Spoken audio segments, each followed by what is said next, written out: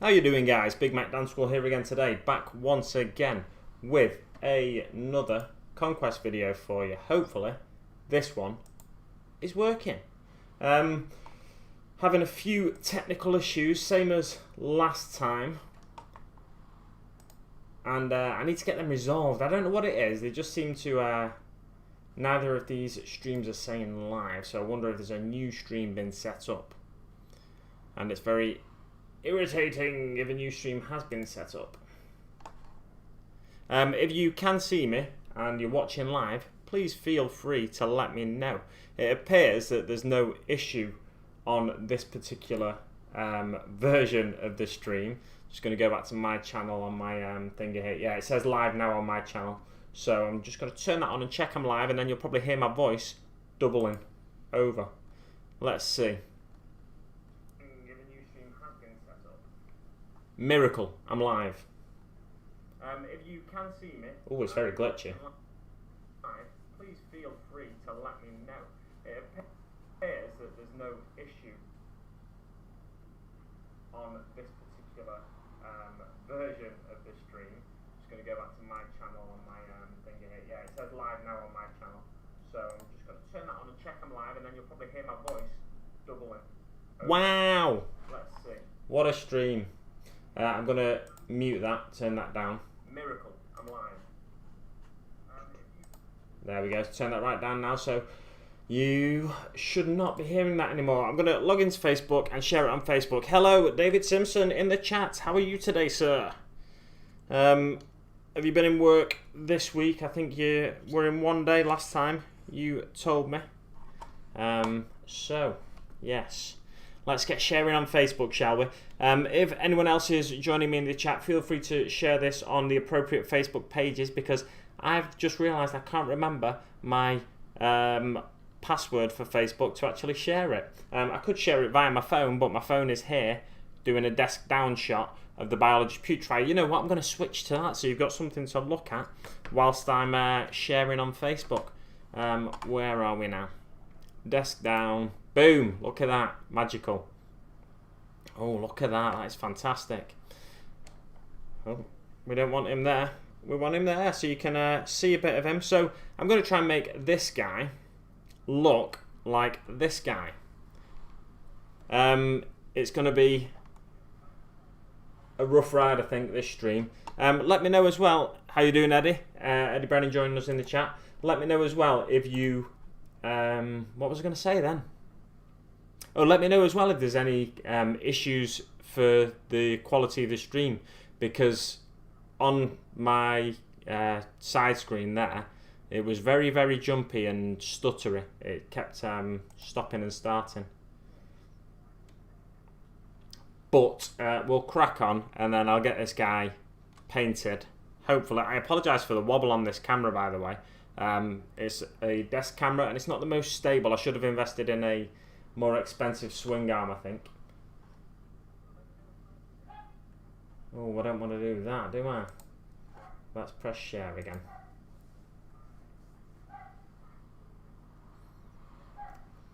Copy.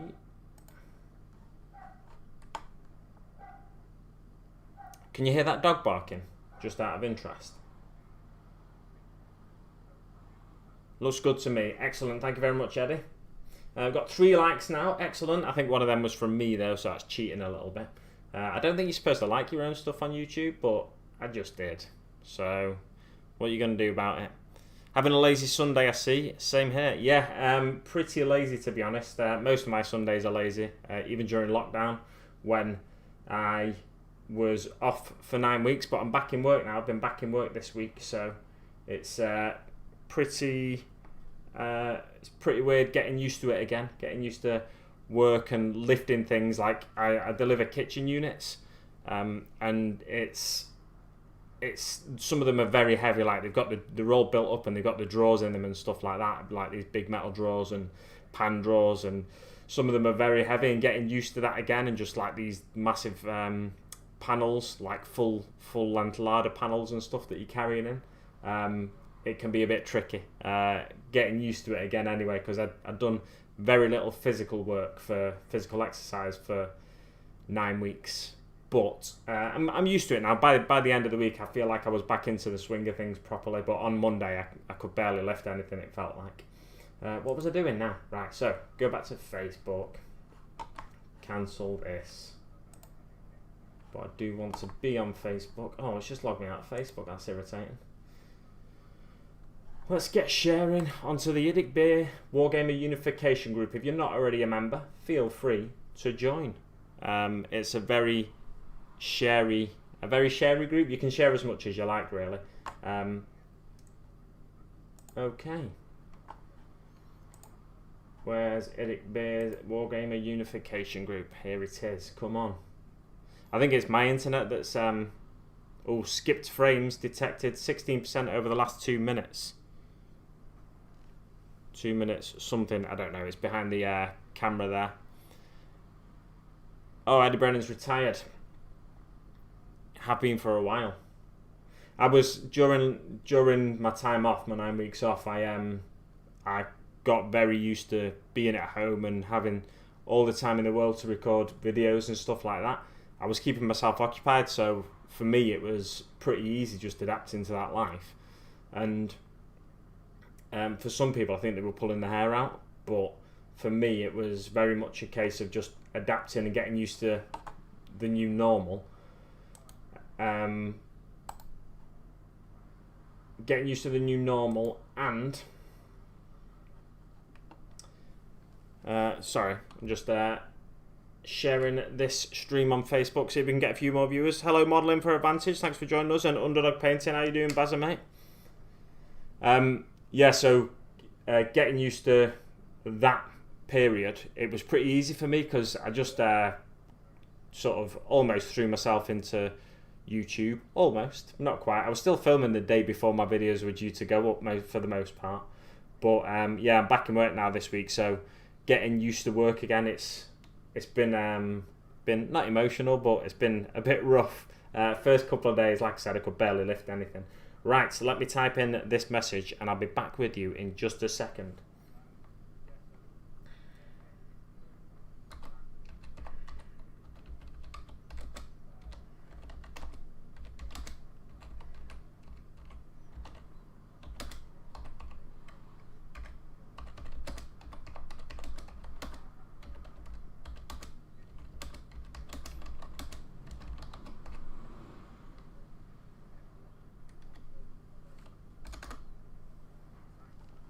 Streaming over on YouTube, feel free to join us in the chat. Let's keep it as simple as that, shall we?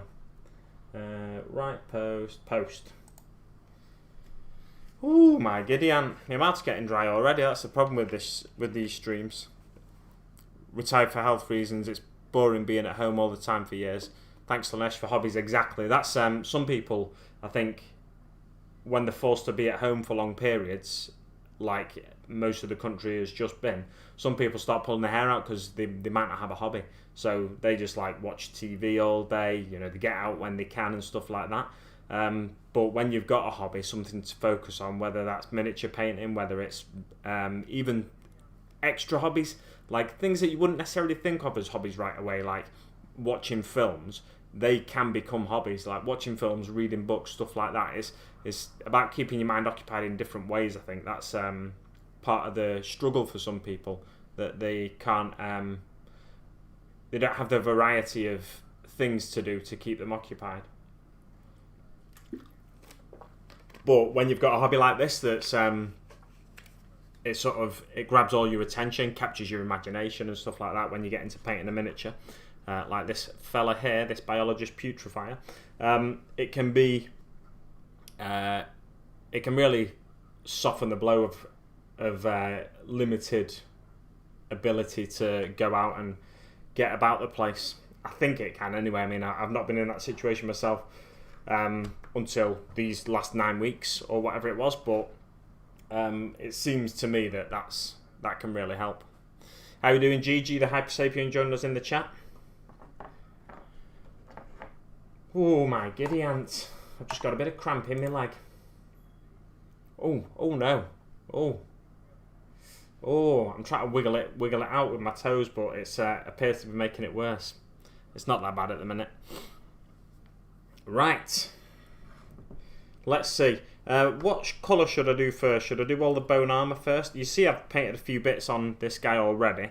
I've used a bit of snakebite leather on the back of the, well, on the front of it as well. Just not the stand there. On this loincloth sort of thing, and I've used a bit of militarum green. I'm going to go back in with another layer of militarum green, I think, to darken it up to the level that you see on the, what's this guy called? This guy's a Biologus Putrifier. This guy is Plague something. I don't know. Plaguey boy. Sloshy Plague boy. That's what we'll call him, the Sloshy Plague boy. Oh, I'm George. How you doing, George? And Jesus Hypersapien. Yeah, I'm good, mate. Woo! Thanks for joining me, George. Have you been painting anything recently? I hope you have. Have you been doing any reading recently while you've been off?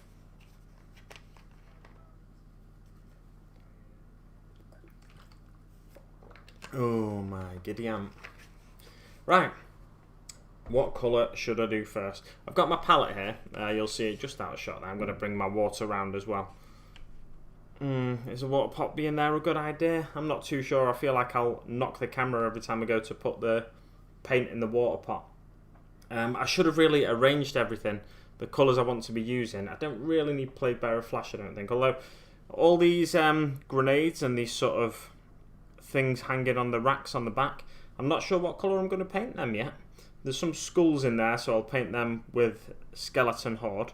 The armour I'm mostly doing Skeleton Horde. I think I'll water it down 50-50 with Contrast Medium.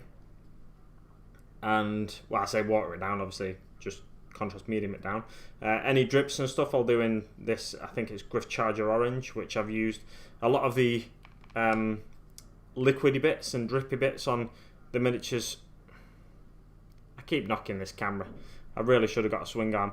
But anyway, a lot of the drippy bits and liquidy bits on the miniatures I've done so far, I have done with the Griff Charger Orange, so I'll be using that probably on this guy as well.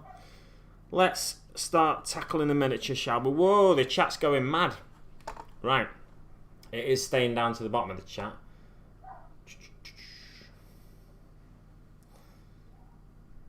Foul Blight Spawn, thank you very much, Modelling for Advantage. This guy, the Sloshy Plague Boy, is called a Foul Blight Spawn. Yeah, he's got a huge tank on his back full of noxious, infectious liquid, and he's trying to infect everybody. Good morning, Marcus Castellanos. And not done as much painting as I'd like lately, but I watched for many, you watched many horror films, excellent stuff. Immortals built, nice one. There's lots of new Necrons coming out soon as well. Have you been paying attention to that at all? Has your dad been showing you? But yeah, I don't know when they'll be out, but there's plenty of new Necron models coming out soon, and all the Necron players out there are very excited about that. Right, let's flick through what paints I want to be using. I don't need any Dark Earth Flesh. Well, I might need some Dark Earth Flesh, so I'll put that there. Although I think the flesh, right, we've got the Griff Charger, or Griff Hound Orange, sorry it is. Griff Hound Orange, not Griff Charger Orange, that I've been using on the liquidy bits. I've used the occasional bit of Athematic Blue, like in the top of the Foul Blight Spawn's liquidy bit here. But not too much really, so I'll put that to one side. I don't think I need that colour. I'll need the Militarum Green, because I want to do another coat on the shoulder pads. I'll of course need Contrast Medium for thinning down the contrast if I want to use it in a sort of glaze method rather than wash method. And what horror films you been sussing? Anything good? I'm very excited for new crons here. Excited like Borat. Gonna get it. Excellent stuff. New edition of the game coming out, so it'll be exciting, I think. A lot of skip frame rates detected in the stream, so I apologise if there's any technical issues. But this is the best time for me to stream, really. I would have done another Conquest tutorial mission video, but because I've been back in work this week, it's been a bit of a struggle to get everything keep everything on track YouTube-wise because I'm doing 3 videos a week. I've not even sorted my Orc video or thought about sorting my Orc video for Tuesday yet, but it's going to be interesting. Cam on Netflix is pretty good apparently for a horror film, so I might have to check that one out myself. Yeah, so it's going to be interesting to see what I come up with for my Orc video on Tuesday. I have been reading through the lore in the Psychic Awakening Orc and Space Wolf book. What's it called? Prophecy of the Wolf, I think. So yeah, I might do a bit of coverage on some of the lore in Psychic Awakening. Excuse me. Breaking In is good too, apparently. Is that on Netflix, Eddie, or is that on something else? Right, let's try and work out what sort of colours we want to use here. Well, I need to do the trimming, the brassy colours I do. I can't even remember for the life of me which colours I use for the brassy colours. Go Grunter Fur, that's the one I've used for the brassy colours. And then we've got Skeleton Horde, which is the one I use for the armour for the most part. And then we've got Snakebite Leather. I've used a bit of Snakebite Leather already. I'll put it nearby so I can just grab it if I want to. Wildwood I use on any bone bits, like the antlers and bone protrusions, like the one coming out of this guy's head. So I'll pop that there as well, nearby, but not quite in the pile. And then I've got Black Templar, but I don't think I've really used Black Templar on these guys. I think, there it is. I thought I was missing Basilicanum Grey there. Apologies if you just heard a huge boong. Let me see if I can change anything on here. My phone isn't set up to Do Not Disturb, so I need to do that.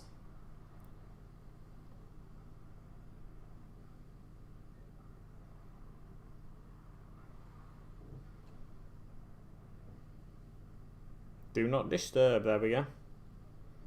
Right, so now I've set up Do Not Disturb on my phone. You shouldn't hear any really annoying loud noises. Right, we're 23 minutes into the time this stream was supposed to start. I'm just going to plug my phone in. And I've not even done any painting yet. This is what often happens with me when I try and do a stream there. I try to start the stream and then I get involved in the chat a little bit too much. Right, let's just read through the chat one more time whilst I shake up this Skeleton Horde. Saga of the Beast. Yeah, the Prophecy. Saga of the Beast. Prophecy of the Wolf is the box set. Saga of the Beast is the Psychic Awakening book, of course. Very little in the way of good horror movies so far this year. There's very little in the way of movies at this point this year, I think. Breaking In, I borrowed off a friend. Just did a review, look at the box set, Prophecy of the Wolf. Invisible Man was terrible. Yeah, I've not seen Invisible Man. That was in the cinema just before the cinemas closed over here. Me and my sister go weekly to the cinema, more often than not. But obviously, we're not going at the minute because the cinemas are all still closed. Charlie is watching excellent stuff. USB device not recognised, so I'm guessing that means my phone's not charging as well. That's no good. We may lose the desk down view at some point. Still not seeing that. It's a remake of Rabid Was Dire there. Right, so caught up with the chat now. Was borderline comedy The Invisible Man apparently. What are you looking forward to for 9th? I'm not looking forward to anything for 9th. I've played 3 games of 8th, so for myself, 9th edition is it's not even on the radar yet, apart from the new box set and any new models we might get. Some of those things are exciting. I'm not a huge fan of the new Space Marine models with the robes, mainly because, right, they've done the gun holsters the correct size, and that means it looks like when they're running along with these gun holsters, they'd just be knocking off their knees and making loads of noise and stuff. But because they've done them the correct size where it looks like the gun could actually fit in it, it makes sense. That's the way they should have always done them. But they just look oversized and a bit like they just get in the way. But that's just a little slight aesthetic thing, and a lot of people complained in the past where the gun holsters clearly wouldn't fit the guns that the Space Marines are holding in them. But yeah. Modern Frantic, got to shoot, Nurgling needs attention, but wanted to swing by to say hi. Thank you very much for joining me. good luck with the stream. Always good to see Death Guard getting some love. Excellent stuff. Zombievers on Netflix, so it's worth a watch. It's hilarious. Some people I know were watching that last night, so I've been potentially thinking about checking that out. If I get some time this week, I've got an early start tomorrow morning though, so it won't be tonight when I check it out. Right, Skeleton Horde is thoroughly shaken, not stirred, and I'm gonna grab some contrast medium as well and put that on the palette. I'm gonna thin this Skeleton Horde down a little bit. Let's get the biggest brush. Well, not the biggest brush, but I've got a medium base brush. Gonna get some paint on this Death Guard miniature. Oh, you know what I've not got? I've not got any paper towel, so it looks like I'll be wiping this on my pants if I need to get any moisture off it. What I'm doing though in the meantime is just shaping the brush in the sort of crease in my hand there. I either do that or I shape it in my mouth. But if you're shaping it in your mouth, just make sure it's best to check you're not allergic to the paint first. But yeah, make sure if you're shaping it in your mouth, you've got no paint on the bristles whatsoever. Just checking there's not a hair on the palette there. My palette is very messy, but I get 2 contrast mediums. Yeah, my palette's very messy. I should really clean the paint off that at some point, but it's the way I like it kind of thing, so I'm not too bothered. Cheesy horror zombievers apparently. Let's get 2 dollops of Skeleton Horde. Oh my word, that's not very much of a dollop, is it? Let's push that up to the glass, see if it holds it in place a little better.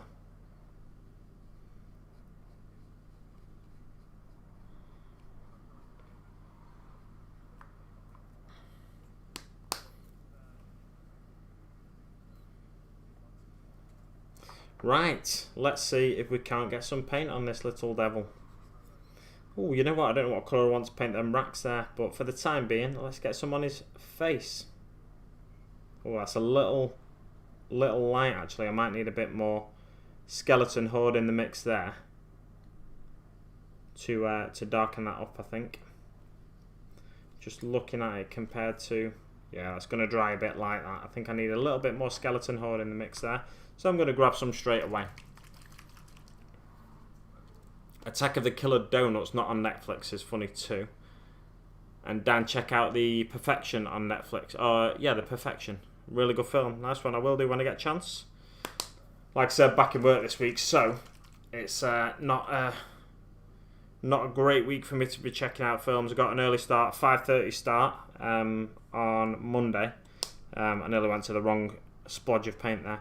Got a 5:30 start on Monday, going up to the sort of far northwest of England, and then over to the coast. We're all down the coast, delivering on a few different sites. Yeah, that's better. Hopefully this desk cam will stay focused for you.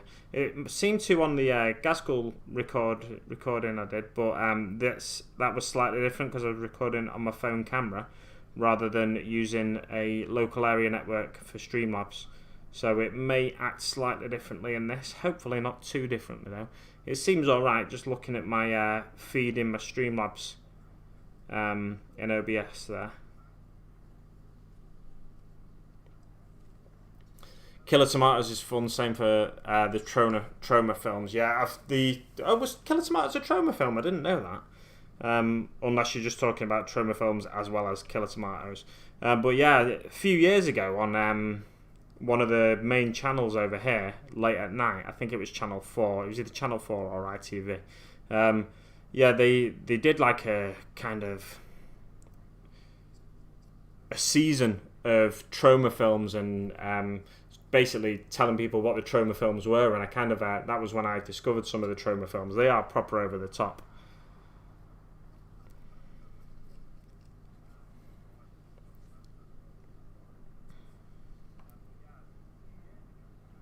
A lot of emojis going off in the chat there, George. What are you up to today? Anything exciting? Have you been out to the park recently or anything? Out on any walks?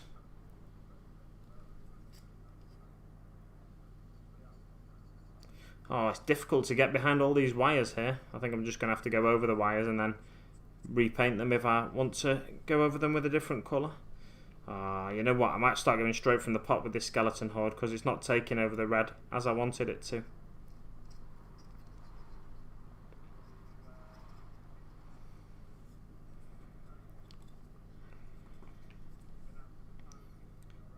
My mouth is getting extremely dry as well. Yeah, so for 9th edition, I've not looked at it too much because I've been back in work this week. I have been back in work this week, so I've not had a chance to even... I've been driving all week, so I've not had a chance to even follow the Twitch streams and stuff that Warhammer TV have been doing. I know they've been doing like an hour every day of 9th edition kind of thing, haven't they? Where they talk you through some of the new the changes that are coming to the game. And I've not even had a chance to watch them back or anything. Me and my friends, because of the lockdown, me and my friends are still doing like quizzes every week as well. So I stayed up late last night doing a quiz with my mates. And other than that, I've been watching Star Trek still. Nearly finished Next Generation now, and I'm coming up to season 3 of DS9. So once Next Generation finishes, then I'll be on to Voyager as well, I guess. But I think I might watch Picard because I think feel like I know Voyager well enough, because that was probably my favourite when I was younger. Feel like I know Voyager well enough that I can skip that and go and watch Picard. But we'll see. We'll see what decision I make with that, because I'm just getting eager to watch Picard now, because the longer I go without watching it, the more likely I am to see spoilers for it, I think. Yeah, what I'm going to do is go straight in with a bit more skeleton horde. It's more or less straight in here. There's a tentacle on his arm there as well. That could do with some plague bearer flesh, actually. Thinking about it. You'll notice underneath, it's very, very red underneath. Now, I like that because it looks it makes it look like the armour's proper dirty and not looked after, as well as being in the shadow of the underside of the miniature. I prime most of my miniatures the same, with red at first and then a white primer sort of from the top down, like not quite a zenithal highlight, I wouldn't call it, because it's not as accurate as say an airbrush, but it's a zenithal prime. And then it gives you, with contrast paints, I feel like it works quite well. Even on orcs, if you didn't watch my Gazkul stream, or not stream rather, my Gazkul video, my orc video from Tuesday, then you'll see in that if you go back and watch it, you'll see I've painted even green skin with red first, and then shot down some of the Wraithbone primer from GW over that one.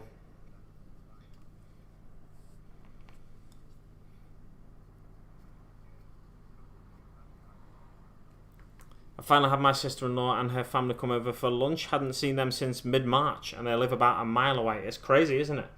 How far am I from... I'm about 10 miles from most of my family. I work with my dad, so I've seen my dad all this week. Now I'm back in work. He's been back in work for about 3 weeks. But yeah, other than that, I think my mum dropped something off at my house one day. I can't remember what it was. But yeah, she dropped something off at my house one day. She works at Tesco, so it was something from Tesco. But like I said, I can't remember what it was exactly. She dropped something off at my house. My sister's picked something up from my house, so I've seen one of my sisters, and she's in the stream, the quiz stream we do every once a week, because we've got like the same group of friends. Picard or Kirk? Simple. It's Picard every time. Kirk is the idea that Kirk is an actual good captain. How Kirk wouldn't even be in Starfleet. The original series Kirk, anyway. I'd say Kirk wouldn't even be in Starfleet in that day and age where it's supposed to be utopian society. Kirk's just too much about women. And I went back and watched the original series before I watched Next Generation, because I started watching again from Enterprise, like in the chronological order. So I started watching again from Enterprise, and I went back and watched original series, and a lot of that is tough to get through. I find a lot of the original series really boring. But the last season has about 10 good episodes in it where I thought, yes, this is Star Trek. But yeah, it's a little. It amazes me. Like, Kirk's a fun character, but he wouldn't be a good captain of a ship. He's all about fists and guns, and not so much about negotiation, which obviously is the better tactic. Trying to understand other people and stuff like that. Kirk could fit quite well in the 40k universe, I think. He'd be like a radical inquisitor, and Picard would be more like of a reasoned individual. Let's just get a load of skeleton horde there. I'm going in, not thinning the skeleton horde down anymore like I was at the start, because I want to get some of this colour over the red, and it wasn't taken otherwise.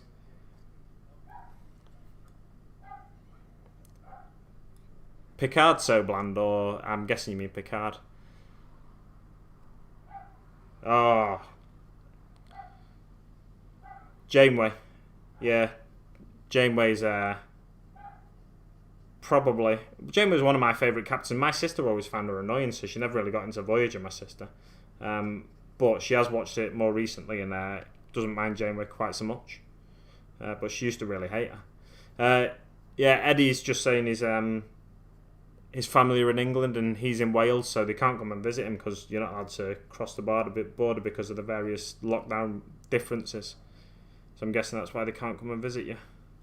Well, it depends, I guess, how far over the border each of you are as well, so depends whether it's a reasonable, accepted driving distance and stuff. Kirk didn't care if his crew died. Yeah, exactly. Picard cared more about his ship. Janeway cared about her crew and was willing to abandon ship to save them on numerous occasions. Yeah, there's good examples of that throughout Voyager, throughout the series.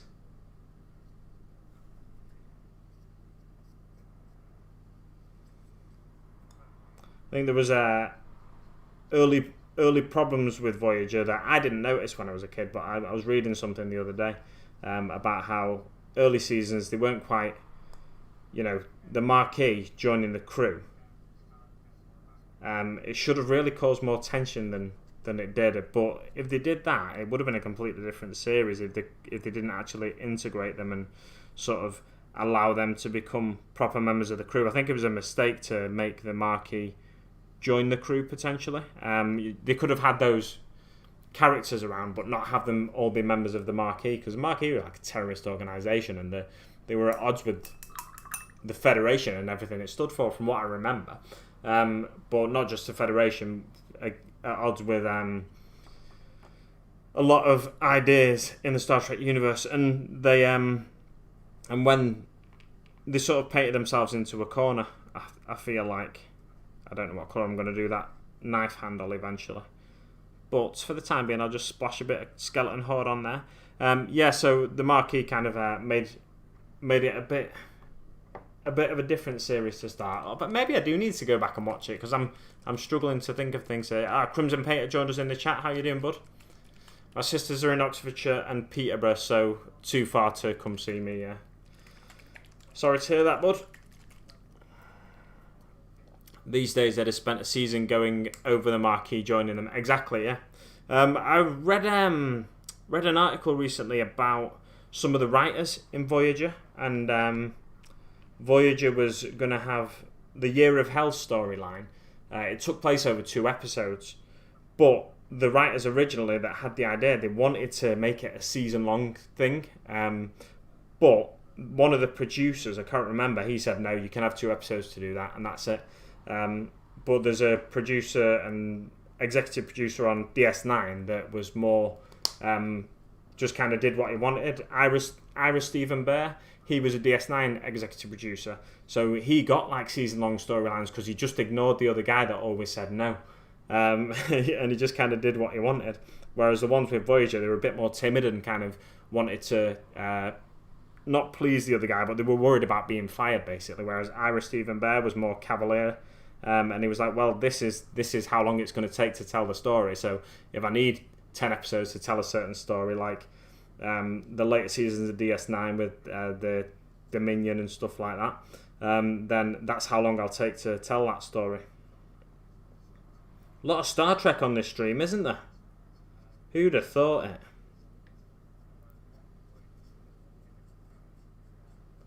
Yeah, so I'm on season 3 of DS9 now. I think the next episode I'm going to watch is Jem'Hadar.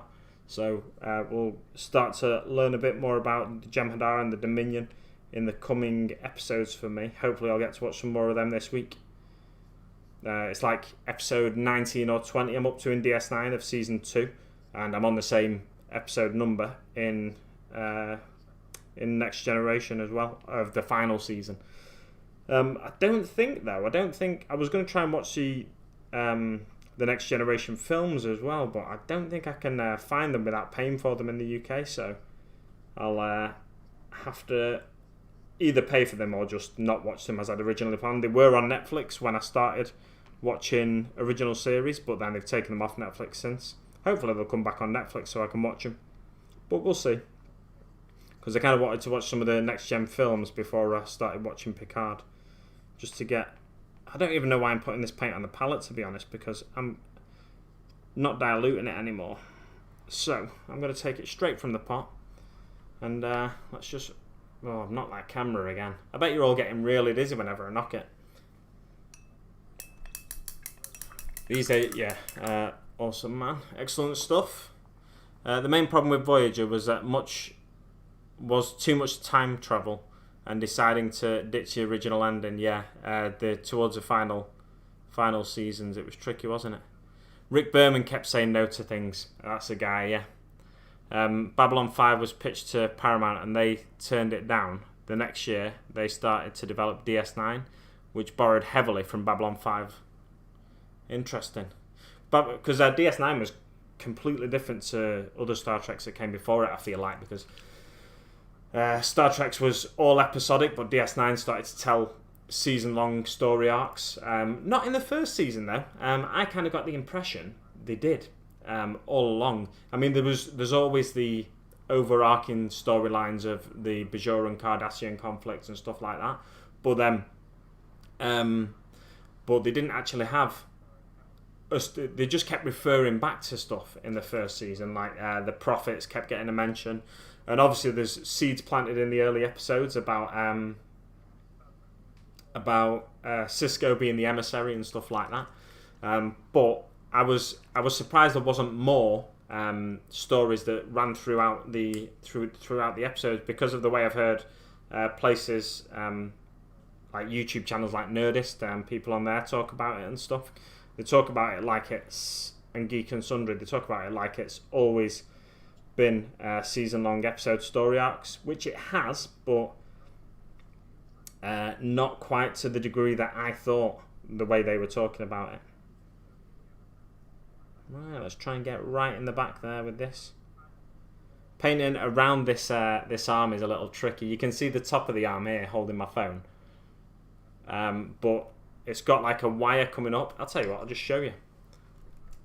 So it's got this wire coming up here, loops round, and then comes up here and holds my phone in place. And that's what I'm knocking, the big loop, whenever I'm knocking the camera. And it's giving it a big wobble. I'm just knocking that big loop more often than not, because it's right where my hands want to be where I'm painting. Just move that pot out slightly. I don't want to be knocking it over. I'm just getting more skeleton horde on here and realising I've probably not got anywhere or anywhere else to put the skeleton horde other than these prongs sort of thing coming off the backpack, these racks. There's another one beneath there as well.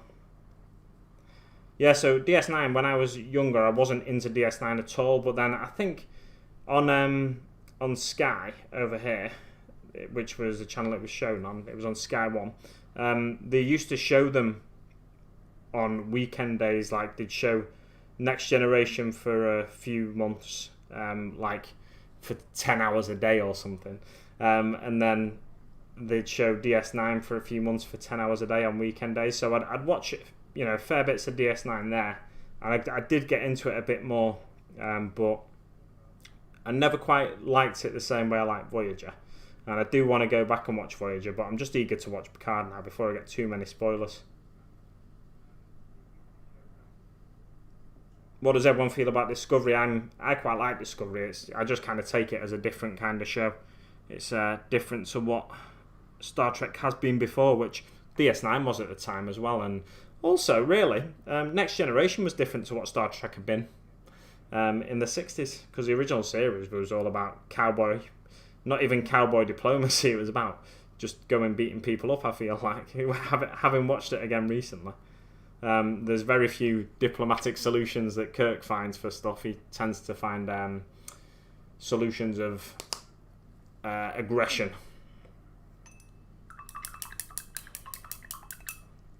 Right.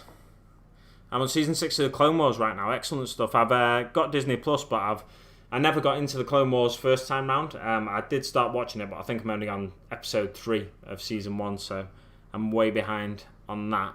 I've not watched any Disney Plus since The Mandalorian finished, I don't think, other than the odd episode of Jeff Goldblum, The World According to Jeff Goldblum, or whatever it's called. The only Next Gen films you need to watch are First Contact and the last one. Is that Nemesis, the last one? No, it's not Nemesis, is it? It's the one with... Is it the one with Tom Hardy and as Nero? Might be that one. Anyone working on hobby whilst watching the stream? Nope, hand cramped up right now. George isn't either. Just chilling and having some food. I couldn't get into Discovery. Yeah, it's fair enough. Like, a lot of people couldn't. I know Idic Bay is a big Star Trek fan, and he... I think he's more of the opinion, a similar idea to me. He doesn't feel like it's Star Trek at all, Discovery. It's not the Star Trek he knows, so he couldn't get into it. But I like the main actress. A lot of people don't, but I like the main actress. So for me, it's easy to get into it. I like a lot of the actors involved, especially in the first season. So I say a lot of the actors, like three of the main actors at least, the first and second season. So I've been, it was quite easy for me to get behind it. But a lot of people didn't like Michael Burnham at all as a character. Never got into Clone Wars, but felt into.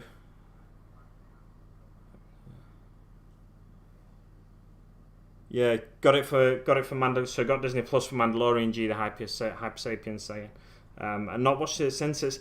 I subscribed for a year because I thought I'd save money by doing it. But in truth, I could have subscribed for the run of Mandalorian and stopped watching after that. I feel like there's plenty of films on there, but I've got no need to watch Avengers Endgame again. I watched it twice when it was out in the cinema. So, have you watched Star Wars Rebels? I've not watched Star Wars Rebels. No.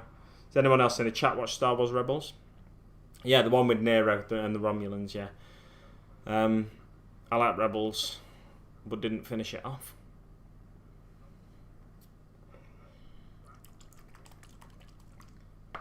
Just going to grab another drink. I don't think I'm going to get too many more paints on this miniature. I've just come to realise. What I'll do is go with the Mr. Militarum Green. Every now and again I say Astra Militarum Green. I go in with a second coat of Militarum Green on the shoulders there. I think what I've done with this one is gone with a thin down coat of Militarum Green. So what I might do now is a second thin down coat of Militarum Green. I think a lot of people dropped Disney after Mando. Yeah, it seemed like such a great thing, and I watched the first episode, the pilot episode of the X-Men series from the 90s. And it seemed like it was going to be great for me, Disney Plus, because I could go back and watch stuff that I've not watched for years. But it's not been as good as I thought it was going to be, so it's just a bit frustrating. But when like Bucky and the Winter Soldier thing comes on, I'll want to watch it then. And when WandaVision comes on, I'll want to watch it then. I know that much. I have kids, they love Disney, so they love Disney Plus, so it's worth it for me. Yeah, that's excellent to hear. I have Netflix Prime, Shudder. I've seen loads of adverts for Shudder on before YouTube videos. But I've not watched Shudder. But obviously, if you're well into your horror, it seems worth it. I enjoyed what I've watched of Rebels. I want to start it again after Clone Wars. My girlfriend loves Disney movies. I don't live with her though. The Hunt is really good and is a really good horror. Check it out. Also very funny. The Hunt. I feel like I've seen a film called The Hunt, but I might not have. I might be lying there. The problem with me is I'll watch a film and I'll forget it straight away. I guess it's a problem in some ways, but it's also a blessing because it means I can watch it again in the future. But I can go through a film, get to the end of it, and I don't know the main character's name. I'm paying attention, but whenever they say the character's name, I'm not paying attention. So I tend to go off like actors' names and stuff rather than characters' names. I'm better with actors' names. Like, and I get the general gist of the film, but I can't always describe it. Yeah, the X-Men cartoon was cracking. Mando was really good. Mandalorian. It was because it was just like a western.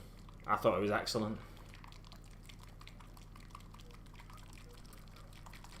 Right, let's get some Militarum green. I think I am going to thin this down though, because I'm a bit wary of going in with a coat of undiluted Militarum green on something that's already green.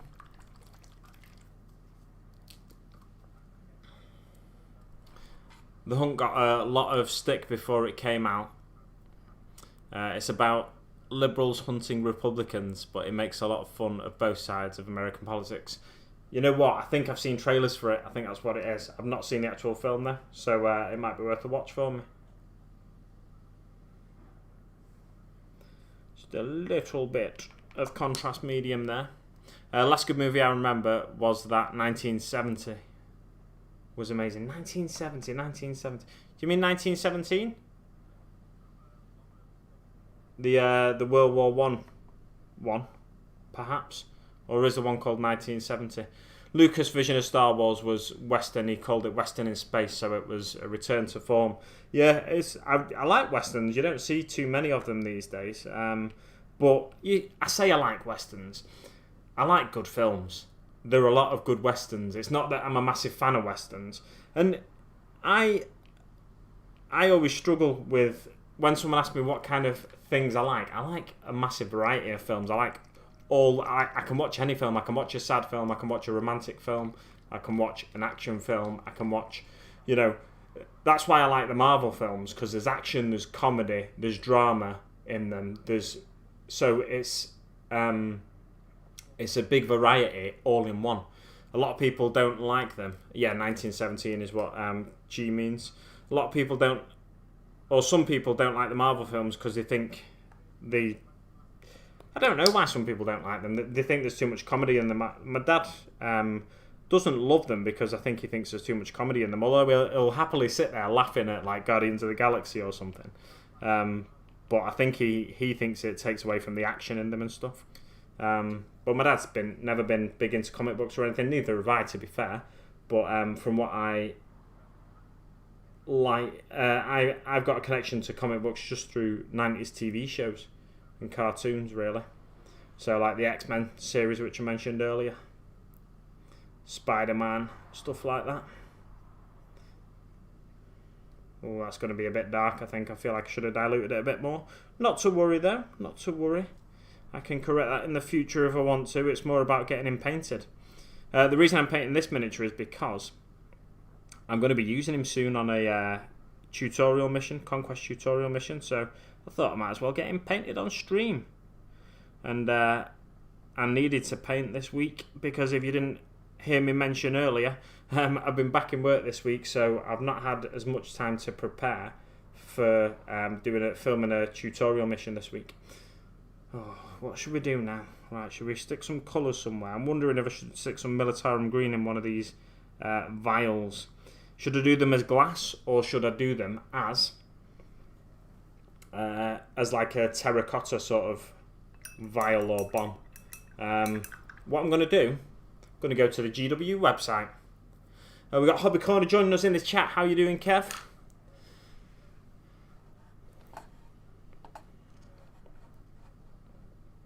Right, I'm just going to nip over to GW website. I may go quiet for a minute, but I shall be. No, you know what? I'm going to keep talking the entire time. I'm just going to get a sip of water, go to the GW website and see how these vials are painted. I think they're painted in like glass. So I think I'll probably try and paint them as a sort of glass effect, meaning I want to use a few different colours on the vials. So some will have like an orange liquid in, some might have a red liquid in, and some will have a green liquid in. But trying to stick with the colours I've used on my other miniatures, like the this dude again. Modelling for Advantages is not in the chat anymore, so he can't remind me what he's called. This sloshy plague dude, which is my name for him. The sloshy plague dude. Is anyone getting into Aeronautica Imperialis? For me, it's not too small a scale per se, but it's just another game with new rules, with more rules that I don't want to be learning. So that's why I don't think I'll be getting into it, although sometimes I look at the planes and I'm like, maybe I should get some more planes from that. Right, what am I doing here? Biologus Putrifier. B-I-O-L-O-G. Here we go. Yeah, they're painted as glass. The vials on his racks are painted as glass on the GW website. Got a nice big picture up here. They're all pretty much one colour there. They're all blue. Like, so they've gone for a spot colour and stuck with it. So I don't know whether... Oh, there we go. I thought they didn't have a spinny image there. Right, let's have a look. Yeah, they're all pretty much... Well, the two colours on there. So I'm not going to go mad with colours on these. But I do want to paint them as if they've got a liquid in them. So... with these vials, I think I'm going to do 1 or 2 in Militarum Green. And we'll see where that gets us. Just checking on the chat. I'm going off in 3 minutes. Okay, no problem. Good to see you. Thanks very much for joining me. It's a Wonderful Life is my favourite movie of all time. I've never seen It's a Wonderful Life, you know. I might start catching up on mine one day. Nobody catches up on the hobby properly. Nobody gets all the miniatures painted. Aeronautica is a game I'd like to try, but not picking it up unless someone else local also wants to play. That's one of the things, isn't it? If you've got no one to play it with, why would you want to... well, not why would you want to, but why would you pick it up? If you're not going to be able to play it, there's no point having it. Although it seems like the kind of game that you might be able to play as single player, really. Obviously not quite a single player because you're just playing against yourself like I do in my Conquest tutorial missions. But I'm happy to do that, but not everybody would be, I guess.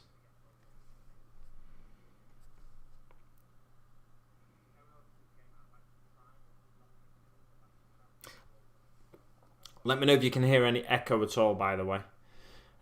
Because I will completely mute my mic. Or not mute my mic, you don't want that. I'll mute my speakers completely if you can hear any echo.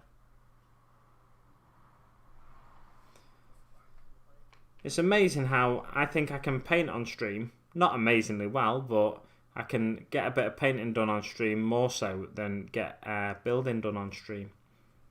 I find it quite weird how I can do one but not the other.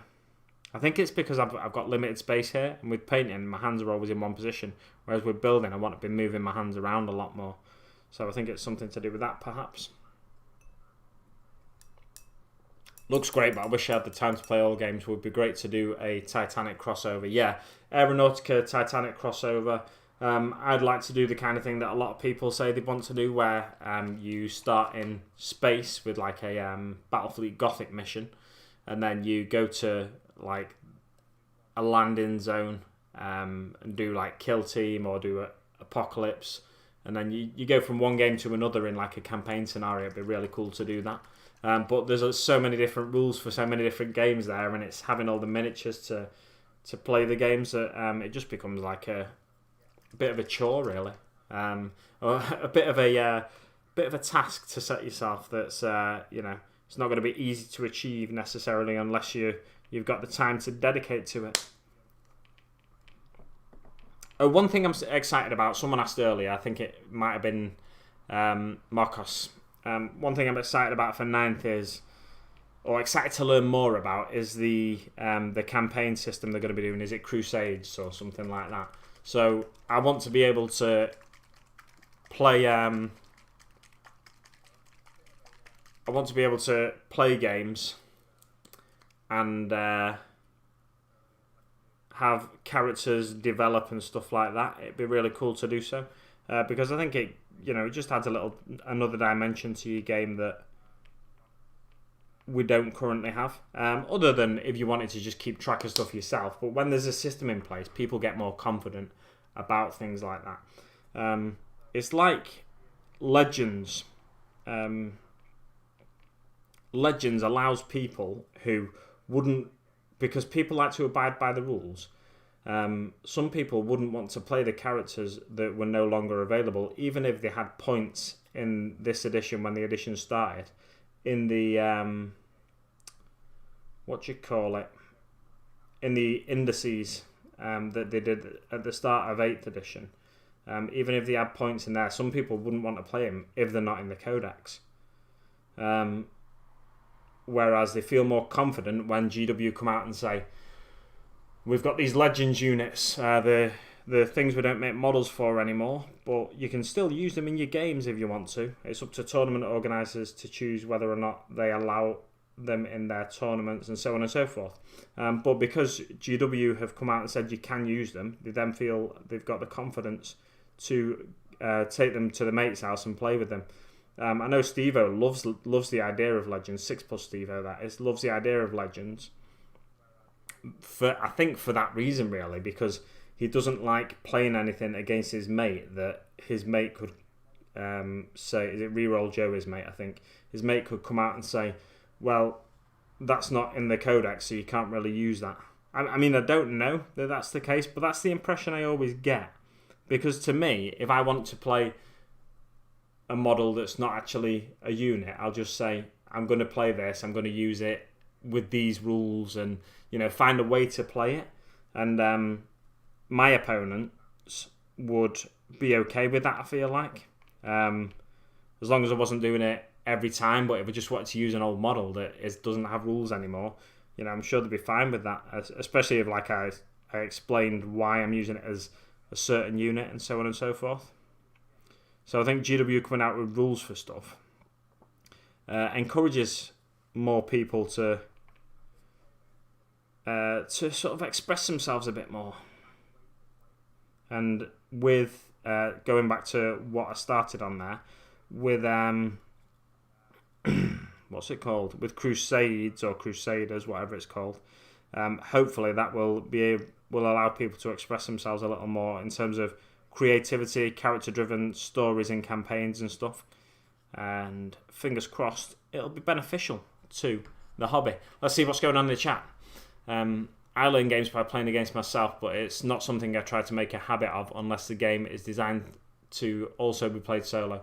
Yeah, I'm happy to just sit and roll dice by myself. Not everybody is, though. It's understandable. I think one of the problems with sitting and rolling dice by yourself is if you see the rule one way, then you play the rule that way because you've not got anyone reasoning with you saying, no, I don't think it's supposed to be played that way. So because GW don't always have the most clear rules, it's you can lean to a bias.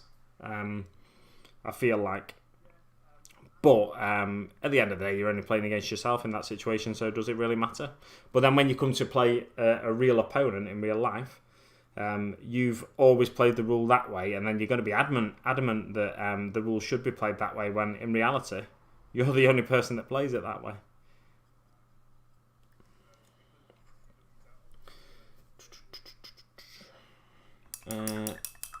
Crusaders really caught my interest. Plus, I know people who got into 40k the last year or so. Will be great to play with them and build up armies as we go. Excellent stuff. Gotta go. See you soon. Smash some orcs. Yes, I will do. Thank you very much, Simmer. I really like the Legends big guns. Oh, the old orc guns, or Legends big guns. Big guns. You mean the big guns coming up in the new 9th edition, or you mean the big guns in the Legends units? I'm not too sure. And I'm not too sure how much longer I'll be streaming for, because I was planning on just streaming for an hour. Now, whenever I say that, normally I go for another 40, 50 minutes or something. But my throat is getting really dry at the minute. So what I'll do, I'll paint a few more colours on these racks, and then I might call it a day with the stream. We'll see, though. I might go a little bit longer. I'm going to get my orange out because orange and reds are sort of the spot colours I've used on the other guys. What is this guy called? I'm going to have a look now on the GW website. Putrid Foul Blightspawn. Foul Blightspawn, I just remembered before I looked for it. Cannons and lobbers, yeah, the old guns. Oh yeah, they were called big guns, weren't they? Whereas the new ones are called mech guns. Yeah, that's where I was getting confused. I was thinking the new ones are big guns because they're bigger than the old models. But yeah, the new ones are called mech guns and the old ones are called big guns. Thanks very much for joining me, by the way. Woo! 8 likes, wow. How many people are watching? Does it say anywhere here? You know what, I'm going to exit out of that. Hopefully that won't end the stream. 8 watching now and 8 likes. That's excellent stuff. Thanks very much, everyone, for the support and joining me. My Dark Angels will be loving the big guns rule. Yeah, the big guns rule in 9th edition is going to be an interesting one for sure. I've not, like I said, I've not caught up on all the stuff that's been talked about in the Warhammer community at the minute. On the Warhammer community website this week, 98 watching, 8 watching. That's right. That's more like it. Not 98. That'd be a YouTube sensation by now if I had 98 people watching me ramble about about war games. Yeah, the going back to big guns. I've not been keeping up to. I've not been keeping track of what's going on Warhammer Twitch this week. I need to take this screen off because it's distracting me, so I'll just switch that screen. I've not been keeping track of what's going on the community website and Twitch and stuff this week because I'm back in work. So I don't fully know what the big guns rules are going to be, but I think it's just going to be like they do extra damage against horde units and stuff, aren't they? Like the whole idea of big guns never tire actually being something in game again rather than just a statement they make.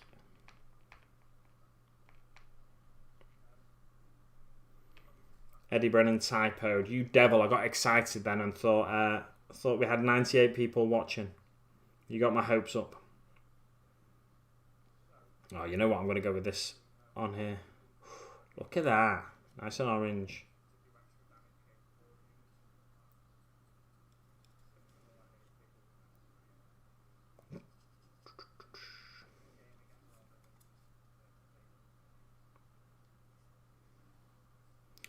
Conscious when I go quiet, I can hear myself slightly on the feed I've got playing, just to make sure I'm still live and not cut off. Oh yeah, I was watching a bit of Frost and Fists the other night, and they got a copyright strike on a live stream. I think they got a copyright strike anyway. Oh no, they don't have a strike now actually when they've looked on the channel. But the stream got shut down for a copyright strike. They got a message saying there was a strike against them, something like that. But I wasn't watching live, so I don't know exactly what's happened there. But they said, like, as far as they were aware, there was nothing playing that they didn't own. Like, Freak does all the music for them. And, you know, they look at the community, they do community showcase every week. So I'm not sure what the strike was in the end. If it was that they were on Reddit or something, perhaps, and Reddit shut the stream down. I don't know, because they're not supposed to be showing Reddit on another platform like YouTube. I'm not too sure. I'm not liking the look of this, to be honest, with the orange on this side. I think maybe I need to go a bit deeper with that orange, especially near the bottom perhaps. What I'll do though, I'm going to paint at least 1 or 2 of these vials in orange, the ones hanging off the racks at the back. Yeah, it's always a bit of a minefield sometimes streaming, I feel like. And it's a bit hard to know what you can and can't do. But this is, I think, the first time Frost and Fists have ever had a live stream shut down. And, you know, they won't have actually done anything. They definitely wouldn't have infringed on any music rights or anything because, like I said, Freak does all the music for them. He creates the music himself. That's another hobby of his. And I sometimes wish I'd learned instruments myself, so I could make my own music. I had a guitar when I was younger, but never really learnt to play it. Yeah, I'm going to do one of them big ones as well in orange, I think. When you guys paint your miniatures, do you plan it, or do you just sort of wing it like I do? Yeah, I get a few general ideas in my head, like colours overall that I'm going to use. I'll sort of have an idea in my head before I start for the most part. But when it comes to actually where I'm going to put those colours, I don't necessarily have that idea in my head before I start painting.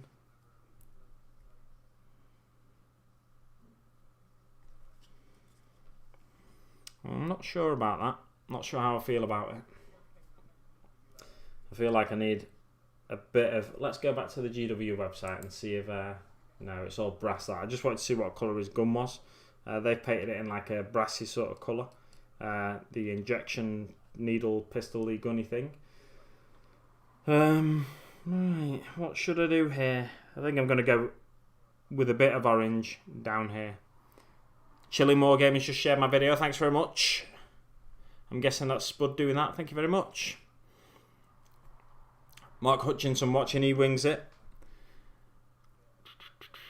Add a thin wash or red sepia mix over the orange to deepen it. Yeah, that's what I'm thinking. Or part of the issue is I think I've thinned this down, this orange, with the contrast medium. So what I might do is go back in with a non-thin down version of it. I'll just get that little section covered there. Going in messy at the minute with these contrast paints. So they're not, not easy to go in neat with, but yeah, I'm going in a little messy. What I'm going to do is add another bit of orange at the front there, I think, in this one. In this bottle here. I might go back in over the top later with a blue or a white and just try and make it look a bit more like it's in a bottle there.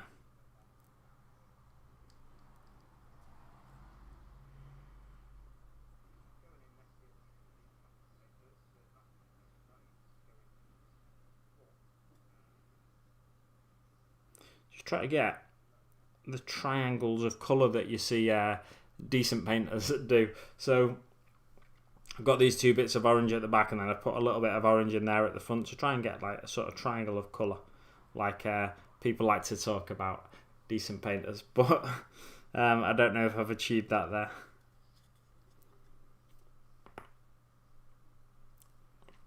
Great to see everyone, and Chili More Gamers joining us in the chat now. Excellent stuff. Thank you very much for joining us. I've not caught one of your streams this week, Spud. I'm guessing it's Spud, isn't it? Yeah, I've not caught one of your streams because I've been back in work, like I've been saying earlier on. So I've not actually managed to watch much YouTube at all this week. I found myself when I was first off work, not managing to watch any YouTube for some reason. I think I'd just concentrating too much on Star Trek. But yeah, towards the end of being off work, I was managing to keep up with YouTube, but now I'm falling behind again. Because when you subscribe to more and more people like I do, it gives you more great content, but it means you miss videos that certain people put up from time to time. And you don't always catch live streams, which is unfortunate. Got a little bit of water left here. So we'll go for at least as long as this bottle of water lasts me.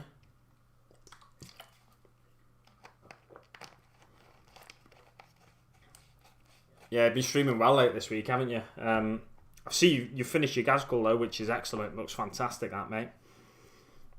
You're definitely ahead of me on that front. I was saying earlier as well, I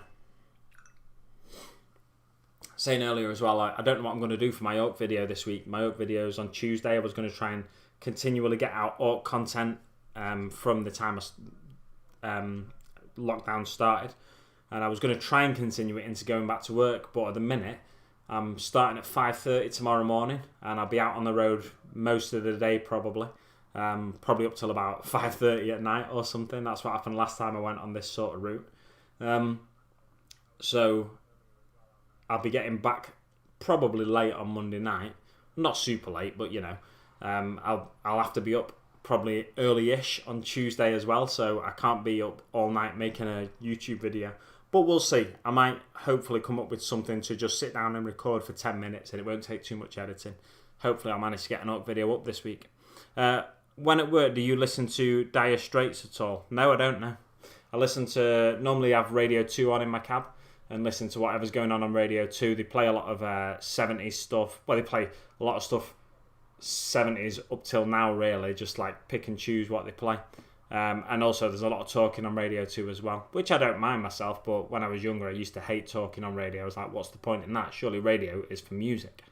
But I do enjoy people debating and stuff as well about issues going on in the world.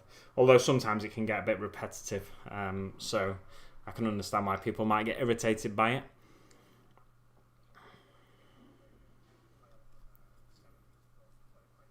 Oh, you got another Gaz on the way. Excellent stuff. Fantastic. Let's see what you can do with that one. Are you planning on converting it more at all? Turning it into a Big Mech maybe? Or that's if I was to get another Gaz, I'd probably try and convert it into a Big Mech rather than another War Boss. The War Boss in Mega Armor, I think, is a Legends unit, isn't it? Rather than a... it's not a Codex unit anyway, that's for sure. But yeah, Big Mech in Mega Armor would be cool for a Gazgul conversion.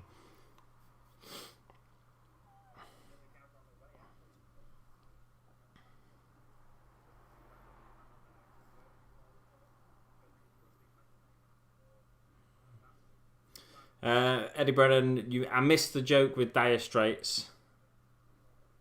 Think of the song Money for Nothing. Right, I'm going to go through the song now in my head, and I've probably still missed the joke. Right, I can't sing it though, because I might get a copyright strike and get shut down like Frost and Fist did the other night.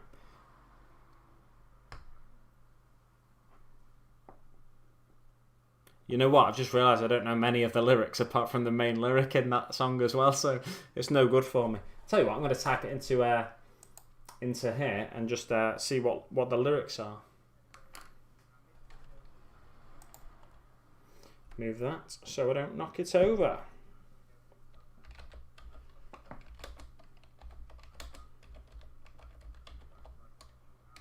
Money for Nothing lyrics.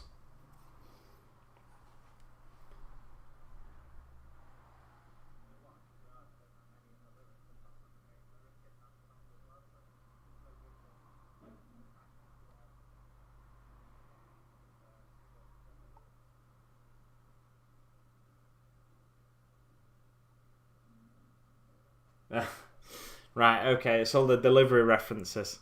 I'm guessing that was the joke there. Yeah, my Dire Straits knowledge isn't too good, to be honest. But I'm very much with oh no, I don't want that. I'll get distracted again. Very much my music knowledge is very much like my cinema knowledge, where I don't remember characters' names in films, and once I've seen a film, if it's more than a couple of days later, I couldn't necessarily tell you the plot. But yeah, I'm just weird like that. My memory's odd because I can remember. If I study things, I can remember them, but I'm not too... Like, things fall out of my head easily. It's like I've got a big hole in my head, and then if I get a knock on the head, it's like things just fall out of my ear or something. I'm a very strange beast. Geohype Sapien has 2 Gazguls. Still need to get Gaz, but money isn't there for him. I'm making Nazdreg out of him. Excellent stuff. Well, using the body and heavily converting him. Fantastic stuff. Looking forward to seeing that. I assume you're going to share it in the 40 Orc community. The 40k Orc community? Orc 40k community? 40k Orc community? I'm just nipping over to Facebook for a second to see. 40k. Is it called 40k Orc community or what? I think it is. 40k Orc community it's called, yeah. Yeah, so looking forward to seeing that, mate.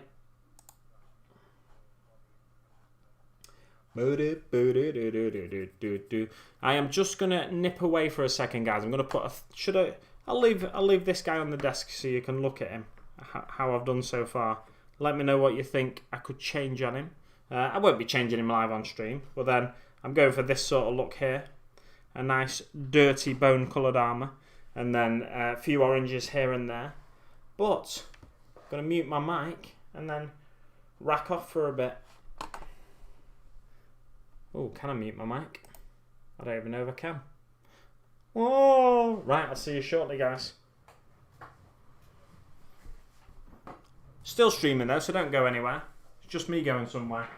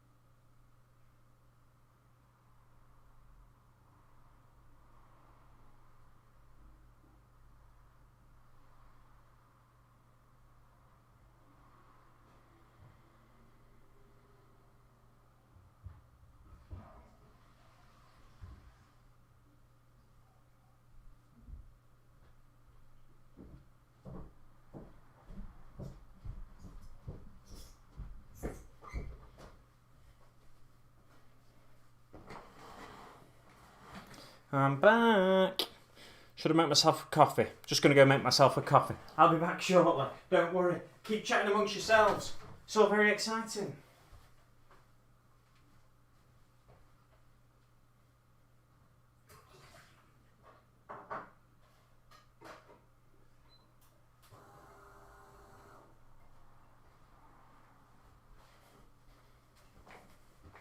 Well, that was a quick coffee, wasn't it? Just turning the machine on. Right, what's going on in the chat? Let's catch up with it. All content sounds good. I still need gas. Oh, I've read that. 40k community, yeah, that's the the name of it. I couldn't remember the name of it, what it was called, the Orc 40k community. I'm going to come back to my face for this little bit while I do a bit of chatting to you. Wow, that's exciting, isn't it? Orc 40k community is looking great. Cheers, mate. Looking good, but I always like the classic Legion colours. Yeah, I like the classic Legion colours. That was one thing, as soon as I saw Death Guard were coming with the Conquest magazines, I was like, I've always fancied trying that bone and green colour scheme, so I thought I'd go with that one. Painting some Crisis Protocol minis for a friend, excellent stuff. I do like the look of the Crisis Protocol minis, but I really liked the Marvel minis that Night Models used to do. The look of them anyway. I got one of them. What did I get? What did I get from them? I've got one Night Models Marvel mini, I'm sure. Maybe I didn't. Maybe I've got something else. I got a Deadpool one. Yeah, I got a Deadpool one. I like the fact that they modelled them after the film characters rather than necessarily after the comic book characters. Crisis Protocol obviously modelled after the comic book characters, so they don't look like the actors from the films. I like them to look like the actors from the films. It was the same issue for me with the Walking Dead game. I'd have been more drawn to that had they modelled them after the actors rather than after the comic book characters. But they can hold cross-generational appeal now, I suppose. Although the comic book characters do change over the years. Every time they get a new artist to draw them, so you know it swings and roundabouts, really, isn't it? It might be one actor playing a certain character at the minute that might change to another actor in the future, but I suppose there's the issue as well of likeness rights. So if you're modelling them after an actor, you've got to pay that actor likeness rights whenever you sell one of their miniatures, or you know, get some sort of contract in the way there. But yeah, so some of the Crisis Protocol miniatures, they do look pretty cool.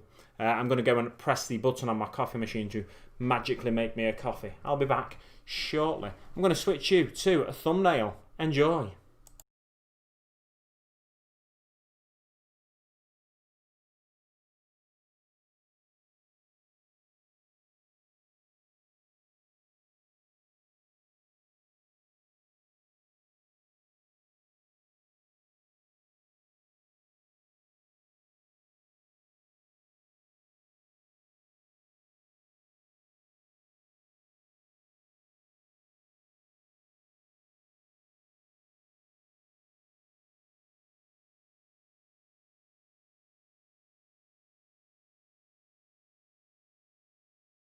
He's back again. Woo! Don't I treat you to lots of lovely images of my face. G the Hype Sapien planning to recreate as many orc characters as he can. That's exciting stuff. You know what I've always wanted to see? I've always wanted to see Ghazghkull on a bike, because there's stories in the lore where he's got on a bike and raced other bike war bosses and stuff, and raced through space hulks on bikes and stuff like that. So I've always wanted to see someone do Ghazghkull on a bike. Now, with the current Ghazghkull, that would be a really interesting thing to see. Although I've always imagined he gets out of his mega armor when he gets on the bike. But it's something there for someone to try, I think.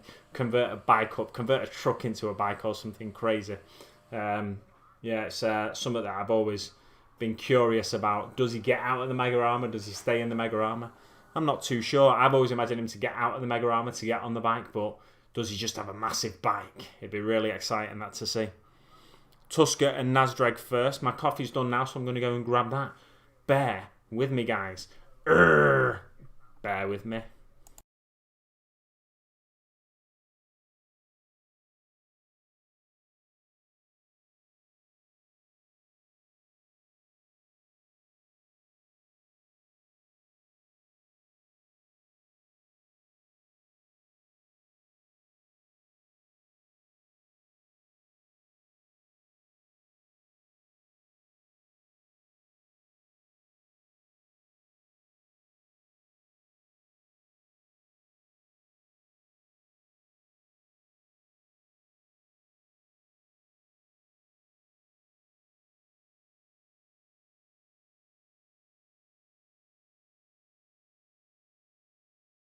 I'm back. Hey!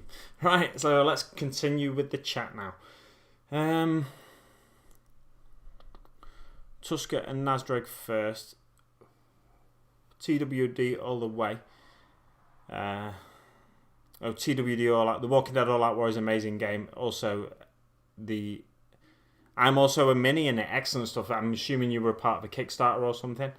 So you've made it onto becoming a mini in it. Brilliant stuff, that. Make sure you answer the membership question for 40k Orc community. Make sure you answer the membership questions for 40k. Oh, right, to join the 40k Orc community, I'm guessing.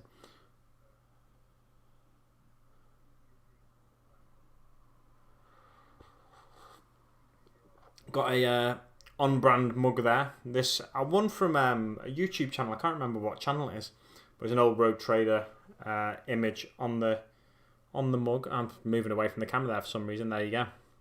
So I've got an on-brand mug. Have you seen the new merch site from GW? It's got a lot of merch now that is cheaper than the merch I've seen before, but it looks like the same level of reasonable quality, sort of average quality. So I'm excited by some of that. Some of the Orc stuff looks pretty cool.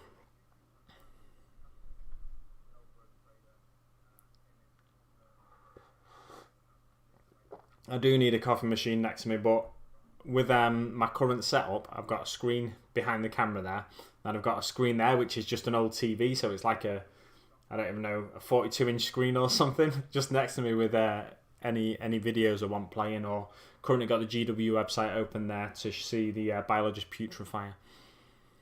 So there's not much room for my coffee machine because it's a big one. It's a bean to cup one. I got it for Christmas off my family, got them to buy it for me, join together and buy it for me as a joint present.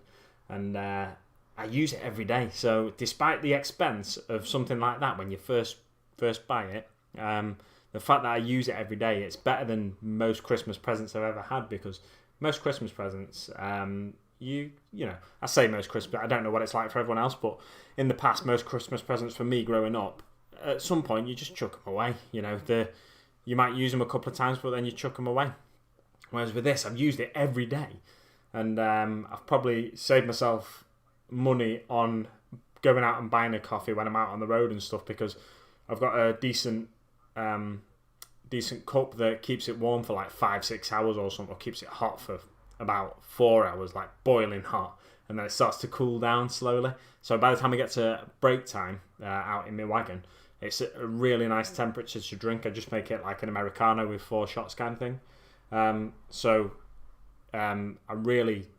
it's probably one of the best Christmas presents I've ever had. It's Christmas / birthday present as well, because my birthday's in January.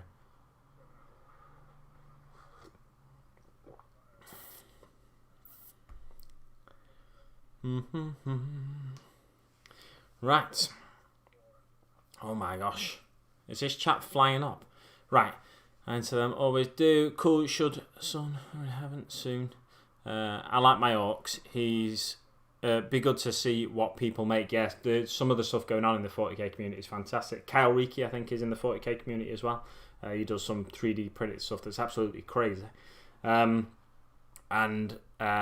there's just loads of people doing crazy plasticard conversions and just using little bits of plasticard and green stuff to make the most of the miniatures, the GW miniature range, as well as other third-party companies' parts as well, to mix and match. I know, like, Dreadwar loves third-party parts because he mixes and matches so much, and that's a whole thing for his channel.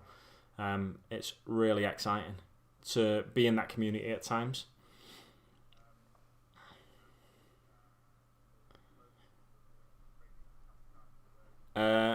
G saying it'd be a game, he'd need to work out how to make him. Oh, he'd be game. He'd need to work out how to make him not in Mega Armor for Ghazghkull, yeah. I think it'd be a tricky one, wouldn't it? I think it'd be a mixture of using other War Boss kits. Because if you look at the Ghazghkull in the Mega Armor, he's not actually that big and bulky. I've got his head here just behind me, still on this bottle. I'll tell you what, I'll go to a desk down view and then you can see his head. Let's put it on that and keep it nicely precariously balanced. No, let's not do that. I'll put him on that. No, it's not focusing. Let's just leave him there, shall we? I'll bring him up closer to the camera for you. Let's go to desk. So, where's he gone? Is that frozen? No. That better not have frozen. It's annoying if it has.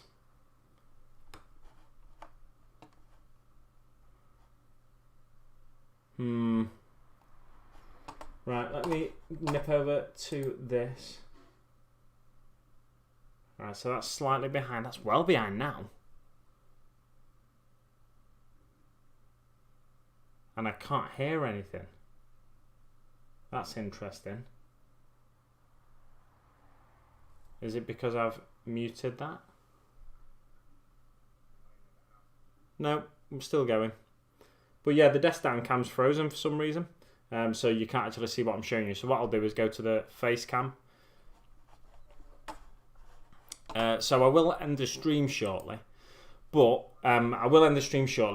it's just the desk down cam's frozen, and I'm not going to mess about to get it back up. We're just going to show you the Ghazghkull there. It's not... Get my face out of the way.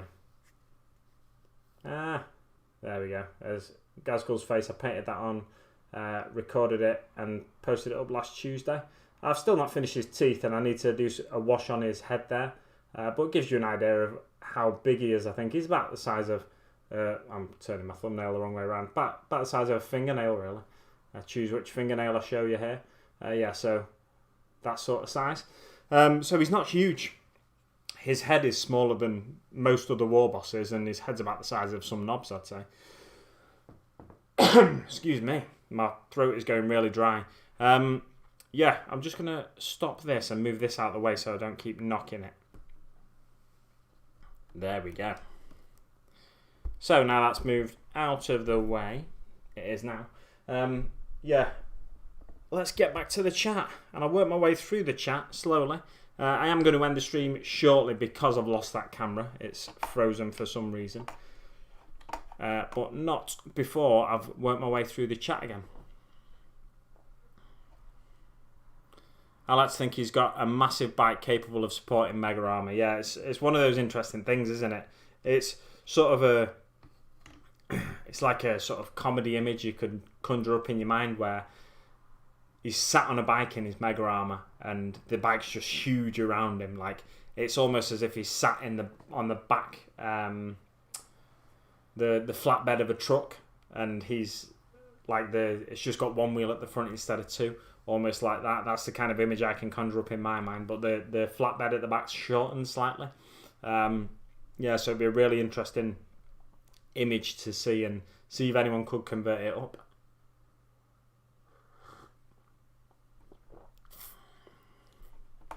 What clan do you collect, Eddie? Goth clan for Eddie. Done them all over the years, but got back into Goth with the current army. Excellent stuff. Nice Warhammer logo. Yeah, it's a classic one, that. Classic Rogue Trader era logo. I'll hold it up to the camera again so you can get a second look at it there. Oh, there we go. Turn it that way. Nah, it's not focusing because my face is in shot. Hide behind the mug, see if it changes. Hey, there we go. Classic. And it's got the Crimson Fist, of course, on there as well, getting absolutely hammered by a load of orcs. Although there is an orc head in a Crimson Fist hand there as well, so maybe not quite getting hammered by a load of orcs.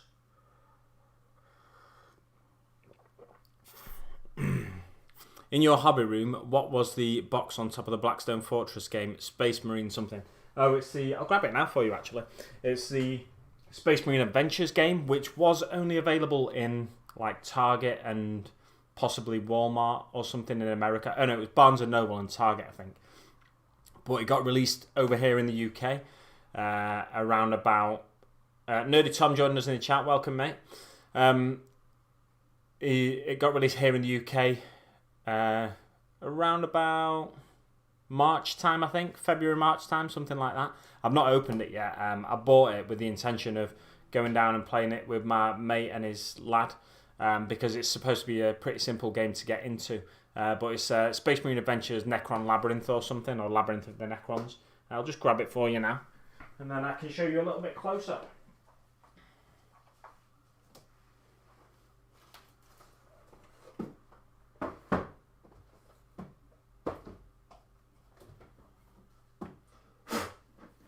Little bit of dust on there, but it's it uses a lot of the miniatures or similar miniatures to those in the Space Marines Heroes collections that were first available in Japan. So it's that one. A lot of reflection there. Trying to get as little reflection as possible. And then on the back, you can see it uses them sort of miniatures, the like easy to build ones that come with that. It's got like a yellow one, sort of Crimson Fisted dude, a Space Wolf coloured dude, Salamander coloured dude, Ultramarine coloured dude, and Blood Angel coloured dude. So you can just play it straight out the box. Nice and simple to build by the looks of it. Although, like I said, I've not opened it yet. I was hoping to play it with my mate and his lad, but then lockdown happened, so I've not had a chance to play it yet, unfortunately. I was tempted to try and play it as like a solo player, the same way I do the tutorial missions from Conquest. But I've not done that yet, so there we go. Gotta go check out the Orc merch, yeah, jump on it, Marcos. Although don't spend too much, you need to keep buying minis and stuff. I looked at the merch site, left it again before I bought left the game before I bought it. Oh yeah, it's probably a sensible decision to make. January 28th is Marcus's birthday, excellent stuff. Happy birthday for months back now, but hey, happy birthday. A lot of YouTubers in the 40k Orc community, yes there are, plenty. That's one of the great things about this period in the world's history is a lot of other newer channels are springing up, a lot of Australian channels as well, which very excited. G the Hypersapien. Death Guard jealous, so it froze. Yeah, Death Guard got jealous, so the stream froze because I started talking about orcs, I think. So, well, not the stream, but the desk down camera. So I'm just chatting to the chat now. What else have we got? My birthday next month. Might be lucky and get a few presses, hopefully. Fingers crossed. Let's hope you get to see your family as well at some point. Get yourself some orc kits. Wants all the attention. I have about 500 orc boys that need painting eventually. Gaz is looking good. Cheers, mate. Yeah, now I have 2 Gazes. I'll have 4 heads. 4 heads? Yeah, now I have 2 Gazes, so I'll have 4 heads all up now. You only get 1 head with the kit though. You get 2 necks, but you get 1 head. Have you put another head on, a separate head on the thing? Unless I've missed a part on the sprue. Maybe I've missed a part on the sprue and there's still a head sat on the sprue. But I think you only get 1 head, but 2 necks and shoulders kind of thing. So 1 neck and shoulder makes his head go left, 1 neck and shoulder makes his head go right. But I might be wrong there. Correct me if I'm wrong, and then I'll go back to my sprue and see if I can see another head. I'm excited now for another head.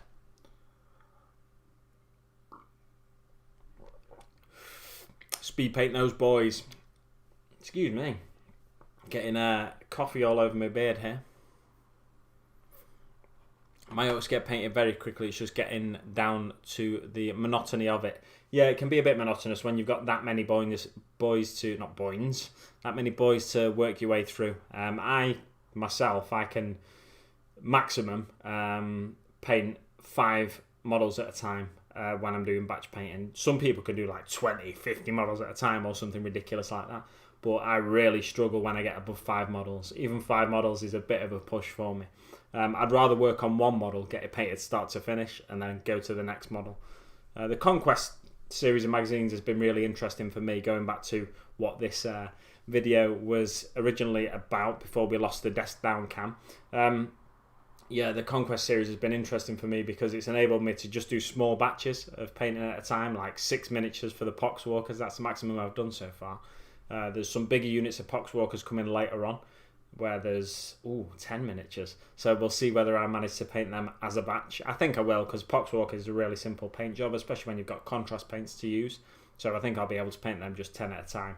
But Orc Boys, there's that many little details on them and stuff, and any Orc kit really, there's that many little details on them that for me it's difficult to paint in batches greater than 5.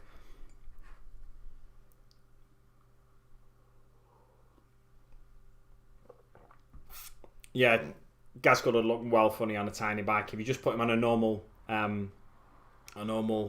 war bike in his mega armor, he's just huge and like a guy riding a tiny little tricycle, like a Jigsaw coming in on a little tricycle or something like that. Nice to see you back on Conquest. Thanks very much. I've been doing the tutorial missions every Sunday, like I said, but I'm back in work this week, so I have been back in work this week, so I've not had time to prepare for this week's Conquest tutorial mission, so I decided to do the little bit of a live stream. If you missed any of the desk down shots, this is what I was working on. Got a fair bit of paint on him, done the armour in like the skeleton horde colour. Let's see, oh look at that, oh magic. Yeah, so I've done the armour in skeleton horde colour, done some oranges on the vials in the racks and stuff like that. But I'm going to do the rest of it off stream, and you'll see him in a battle report in the coming weeks, because I think he's in not the next battle report I'll be recording, but I think he might be in the one after that. So it's going to be fun to finally get to use him in a battle report. Hopefully I'll get him finished before that battle report, and I won't have to do another live painting stream, but we'll see. Eddie Brennan saying Space Marine Adventures is a fun game. He got it imported from the States on release, cost me a fortune. Oh, I'm not surprised, but some of these out of the country exclusives, so other country exclusives like the ones in Japan, the Death Guard miniatures in the Space Marine Heroes Series 3 look absolutely fantastic. And there's something, I'm not going to be expanding my Death Guard army massively post-Conquest, but that's one thing I'll definitely want to add to my Death Guard army, those Space Marine Heroes Series 3 miniatures. Or Season 3, Series 3, I can't remember. But that's one thing I'll definitely be adding to my Death Guard army if they get released over here. I'm hoping they will do. So I can just add them to the army, and then I've got another unit of Plague Marines, and it'll give me a few more options on the tabletop. But my armies are never competitive. It's more about what they look like on the tabletop for me. And not like in terms of amazing paint jobs, but just like a massed force on the tabletop. I like the idea of that.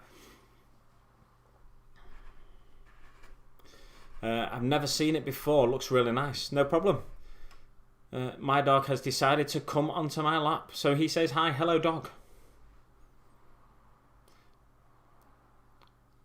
You going to paint the Biologus Putrifier or just talk about it? Yeah, I'm just talking about it now because as I mentioned earlier, we lost the desk down cam. it froze, and I've also been streaming now for an hour and 40 minutes ish, a little less maybe. So my voice is starting to go, so I will be ending the stream soon, but thanks for joining me nonetheless. Feel free to watch it from the start if you want to see me get a few licks of paint on this bad boy. But I didn't do any I didn't do any amazing paint job on him, but I got some paint on him, which was the most important thing, because I'm going to be using him in that upcoming battle report. A bit like me and have a huge pile of shame from my Conquest stuff. Confession time. Yeah, for me it's not a pile of shame, it's a pile of potential. But I have so much unpainted plastic, it's ridiculous. I think most hobbyists out there do, and it's crazy when you hear stories of people with no unpainted miniatures. I know Bazza from Underdog Painting, he's had that situation a few times before where he's finished all his miniatures. It's like, what is wrong with you? There's something wrong with you. It's crazy. Getting started is the hardest part, especially if you're just getting into the hobby, or just realise the sun's coming through that window, so the camera's going a bit weird on my face. But if you're just getting into the hobby, the worst thing you can do, or just getting back into the hobby like I did about 10 years ago now, 10 years ago, something like that, the worst thing you can do is just buy all the miniatures, because then there's a huge pile of unpainted miniatures and it's just such a daunting task. So you don't know where to start with it. What I do now is just move most of my unpainted miniatures to other rooms. Rooms, I say. So my pile of shame, for me it's not shame, it's miniatures I own and I'm excited to own, but at some point I want to paint them. So for my pile of shame, it's I sort of put them to one side and I work on what I can work on, because I can only work on 1-2 projects at a time really. And then if I get stuck on a project, I might start a new project, which is another bad thing to do. So I'm trying to get out of the habit of doing that. So it's just take it one miniature at a time. That's all you can do, or that's all I can do anyway. 5 miniatures max with my batch painting or lack of batch painting skills. Depending on the model, I can usually paint 1 to 10 models at once. Zombies, ghouls, and skellies, I can paint 20 to 40 at once. Yeah, I've got we were talking about the Walking Dead miniatures game earlier. I've got Zombicide miniatures board game. I've got the miniatures. Most of them are still unpainted. I've got about 10, 20 zombies painted, and the heroes or the survivors in various states of the painting process. So I'll definitely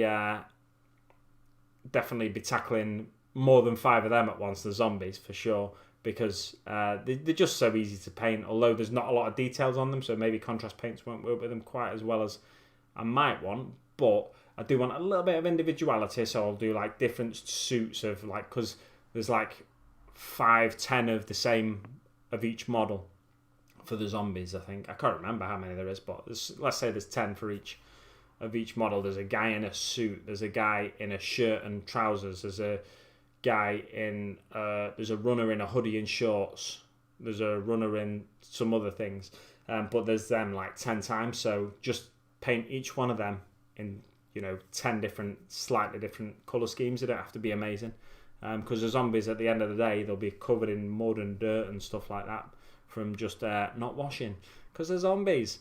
So something like that I can paint in batches of greater than 5 for sure, or at least I think I can. We'll see.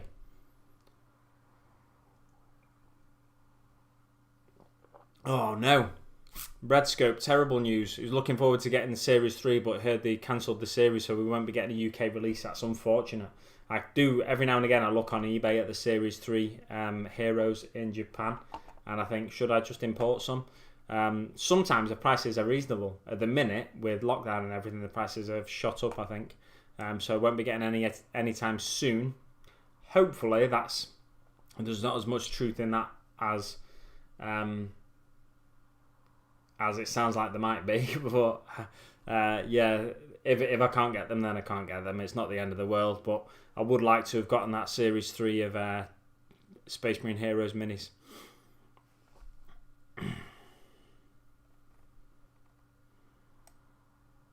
Two heads, not 4, is what G means for the Gaskell situation. Cheers, CM War Games, Captain Morgan.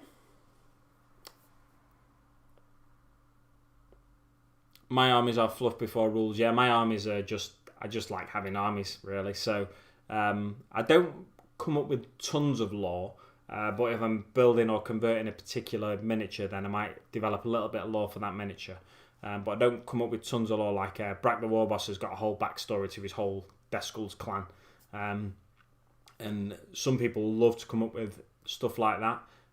My armies lean more towards a narrative than competitive. The more about getting miniatures on the table and having fun, because I'm not a competitive player and I'll never enter tournaments or anything like that. I can't see it happening anyway. So yeah, I'm more on the fun side of 40k than the let's kill your opponent side. But it's no fun if you lose every game either. So if one game a certain unit performs appallingly and it looks like it's going to perform appallingly next time, I won't necessarily take that unit. I'll try and get another one built up and paint it up, or take one that I know will perform better. The person who claims to have no unpainted minis doesn't buy enough minis. Exactly. I hope that never happens. I always want some minis to paint. Not as many as I have now, but I always want something unfinished. Exactly.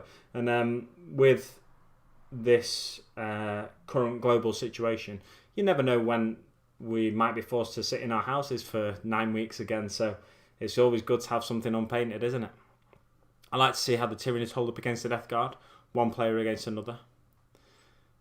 Been in Warhammer hobby for 35 years. My pile of shame dates back then. Yeah, when I got back into hobby about 8 to 10 years ago, I dug out all my old Eldar miniatures, metal Eldar miniatures from the 90s, and some like Lord of the Rings miniatures and stuff like that. And I started stripping my Eldar miniatures, and I've painted one unit of Dire Avengers of my Eldar miniatures, but then I bought loads of other miniatures, some Eldar, some Orcs. I've got Tau now, I've got various Space Marine armies like Death Watch, I've got the Imperial Fists, I've got a load of Space Wolves. I just kept picking up Space Wolves off eBay every now and again. Not a massive fan of Space Wolves, because heresy-wise, I'm a Thousand Suns kind of guy, but yeah, so I've got loads of armies, unfinished, unpainted. I'd like to get them more painted than they are, but it doesn't bother me too much that they're unpainted, but I just like to have a few more painted than I have. I'll never finish them all, I don't think, but we'll see. Maybe one day I'll just get a massive spurt on and finish them all in an hour. It's not going to happen. Impossible. Just going to...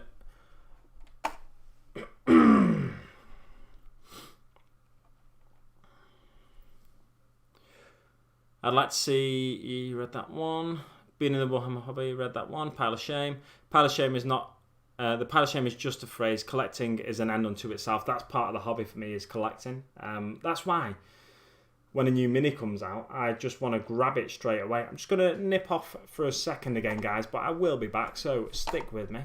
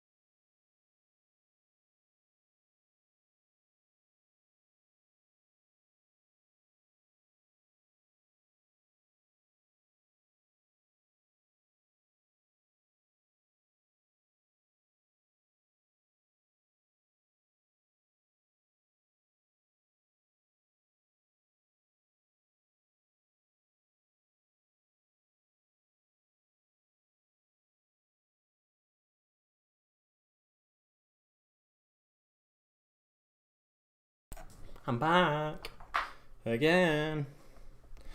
Woo, my word.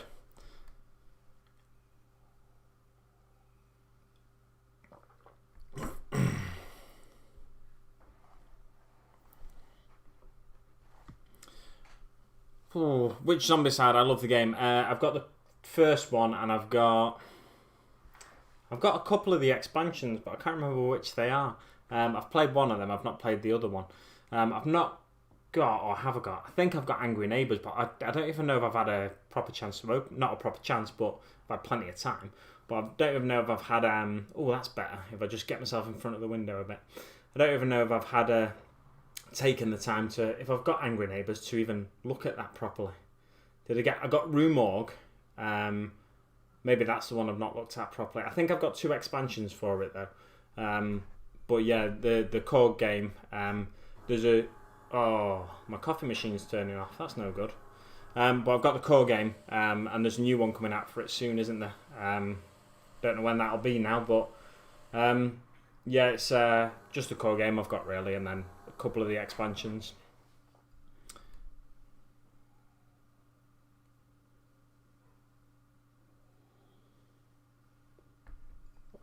Eddie's currently being pinned down by his dog.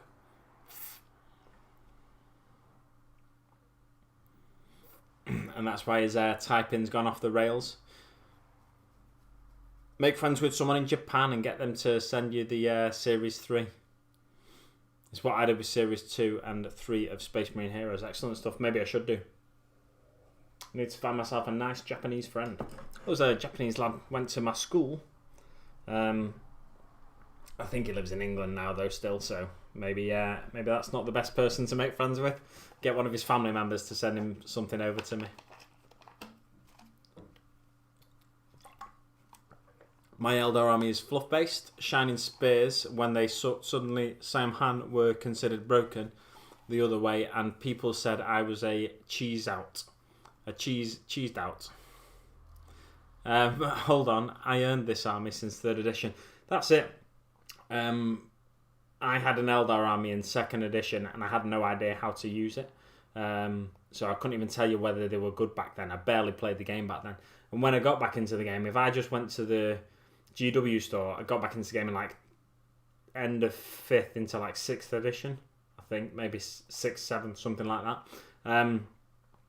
But I didn't get back into the game fully. But if I went to a GW store with an Eldar army, they might be like, oh, here's another Eldar player, because they were really good at the time when I was sort of getting interested in the hobby again. Here's another player just wants to win, so he gets Eldar. But it's just one of those things, isn't it? Certain armies are good in certain editions, and then you get... It doesn't matter. At the end of the day, what does it matter if someone accuses you of paying to win? It's not the end of the world, is it? You can still enjoy your hobby.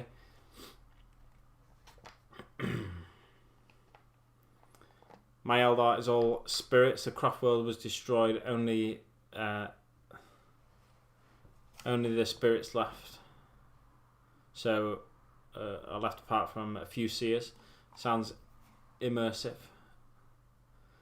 Fluff first. I always come up with a story for an army before I begin collecting. Graham Collin joined us in the chat. Welcome, mate. Gave all my Eldar stuff away along with a shed load of other stuff a number of years ago. How about Walking Dead game? Have you got that? No, I've not got the Walking Dead game. Love the beer. Thank you very much. Mine's nowhere near as long as yours. That's James Firth Hayden joining us in the chat. Welcome. And no, I don't have the Walking Dead game. I was talking about it a little bit earlier. If they'd made the miniatures, mould them after the actors played them in the series, I might have been more inclined to buy some of the miniatures, maybe get the starter set, something like that. But because they were modelled after the comic book characters, I just wasn't drawn to it immediately. And I already had Zombicide, so I figured I've already got a zombie game, I don't really need another zombie game. And I know it's a different type of game, but also I was just looking at somebody had painted some of the Walking Dead miniatures when I was scrolling through Facebook last night, and they posted them, and they just like the too out of proportion for me. Some of them, the heads are huge on them, so they look a bit off for me. I don't love the miniatures, so I couldn't really warrant going out and buying the game, because I wouldn't play the game that much, and the miniatures, I'd just be looking at them thinking his head's way too big, his hand's way too big, which GW models are, but I'm used to that scale in GW models. Whereas games like Zombicide, you see they're more in proportion, their miniatures, the scale of the heads and the hands and stuff. They're probably slightly bigger than they should be, but they're not to the extent that it looks like, at least, the Walking Dead miniatures are. If you see it, Zombicide, Black Plague and Invader, those are the best so far. The second edition looks really good. Also, Night of the Living Dead is on the way. Excellent stuff. The Black Plague never really appealed to me. I always liked the modern setting for Zombicide, and also you say Invader as well. That's a sci-fi setting of Zombicide, basically, with aliens rather than zombies. Those two settings, for some reason, I think when I got into Zombicide, I was watching Walking Dead a lot, and then I stopped watching Walking Dead. But I like the modern setting for a zombie thing, so that's why I never got Black Plague. I thought, there's not much point in getting that, because I'm not necessarily a fan of zombies in a medieval setting. For some reason, I don't know why. I'd rather have them in the modern setting. I think because of the zombie films I've seen, most of them have been in a modern setting rather than a sci-fi future setting or a medieval sort of setting, medieval fantasy setting. So I'd rather see zombies in the modern setting. So that's why I got the edition I did. And also, Zombicide, the original edition, was the only edition out at the time when I first bought it. So I'm happy with what I've got. I don't need to expand it in any way, because I don't play it an awful lot. It's been a long while since I played it, to be honest, probably over a year now. But yeah, I play like Zombicide with the same person I play 40k with. So whenever I go down, and we tend to play either or. So I try to just play more 40k, more kill team than Zombicide, unfortunately.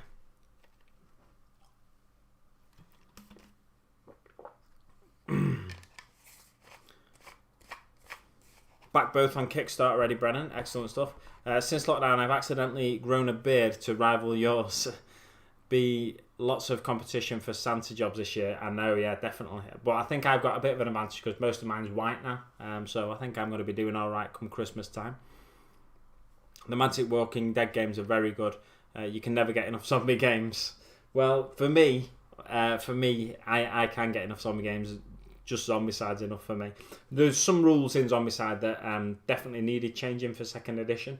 The first one that springs to mind, I remember reading. I've not read anything about it since, to be honest, but when the Kickstarter launched for the second edition one, I think it launched, didn't it? Pretty sure it did. Because I remember looking at it and looking at some of the information, so it must have. Yeah, they spoke about when you shoot into a square with survivors and zombies in, you don't automatically kill the survivors anymore. So there were some rules that needed changing like that, I think. But it's if you're well into zombies and horror stuff, then absolutely zombie games would be a dream for you, I imagine. But for me, I think I was just, because I was watching Walking Dead at the time, that kind of got me interested in Zombicide, and probably what got a lot of people interested in Zombicide as well, because the zombies were popular at the time in pop culture. So it's a easy step to take. Love zombie games. I had Incursion years ago. That was good. Weird War 2 type of thing. Oh, nice. I almost got into Weird War games as well a few years ago. What was I looking at? I must have just been looking at the Warlord one. What's that called? I don't know. But yeah, I was looking a little bit at Weird War games. Weird World War games. But I never really took the plunge, and I'm thankful, to be honest, because I have a limited gaming circle, and I'm not massively interested in expanding it to bring more people in so I can play more games, because I get enough out of the hobby making YouTube videos about the hobby and stuff like that. Although that's why on my channel you don't see me talking too often about playing. Because I don't have the experience other people do in playing, and offering opinions on things like 9th edition. I can offer an opinion, but I've only played like 3 games of 8th edition right at the start of 8th edition. So my opinion, I'd say, is a little less vital than other people's opinion who've played more games of 8th edition and who play the game more often. And it's, if like people expected me or asked me to start doing tactical videos, I couldn't really, because I only play one opponent, and I can sort of I can try and interpret what it'll mean for a game, but having in-game experience is vital for sort of tactical videos, really. So my advice wouldn't necessarily be the right advice. So that's why on my channel I think I sort of attach myself to Conquest so much, and now Mortal Realms as well, because it's easy content for me to get out, and I'm covering and learning stuff lore-wise in the magazines every week, and I can talk about what I like about it, what I don't like about it. It's feelings about stuff rather than instructions on how to win a game or instructions on how to paint a miniature. I can show you how I paint a miniature, like I did with the Gazgul video last Tuesday, but that's not necessarily the best tutorial for you. There's other tutorials out there. There's other people doing that kind of thing better. And all I can do is share my experience with things, whereas other people, I feel like they're more versed in and more have a greater ability to give you tactical advice. Channels like Beerenid 40k in Kill Team or Glass Half Dead, because they can give you tactical advice based on experiences they've had in a tournament setting and stuff like that. I could share my experience, but my experience is very limited, so that's why I've stayed clear of that sort of content on my channel. There are a few Scooby-Doo games on the way that have you excited. You love Scooby? I've never been apart from when I was a kid, I've never been a massive fan of Scooby-Doo. When I go back and watch the old cartoons and stuff now, I've got to say I'm not too into it. It doesn't appeal to me in the same way it did when I was a kid. Certain cartoons you can watch now, and they're still good. Like, I've watched Old Danger Mouse a few years ago now, but I've rewatched Old Danger Mouse when I've been an adult, and I've enjoyed it still. But like Scooby-Doo, I think it's I don't know, just not for me anymore.